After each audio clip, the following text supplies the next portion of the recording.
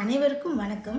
Europe, Asia, Russia ஆகிய இந்த 3 கண்டங்களோடும் தன் எல்லைகளை பகிரும் ஒரு நாட்டை பற்றி உங்களுக்கு தெரியுமா? இந்த 3 கண்டங்களோட கலாச்சாரங்களும் ஒன்றா ஒரு சேர ஒரு நாட்டில் இருக்குன்னு உங்களுக்கு தெரியுமா?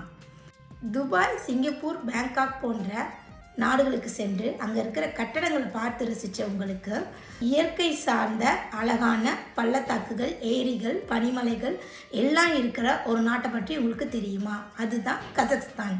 யாரெல்லாம் அமெரிக்காவில் இருக்கிற கிராண்ட் கேனியானுக்கு சென்று பார்த்துருக்கீங்க?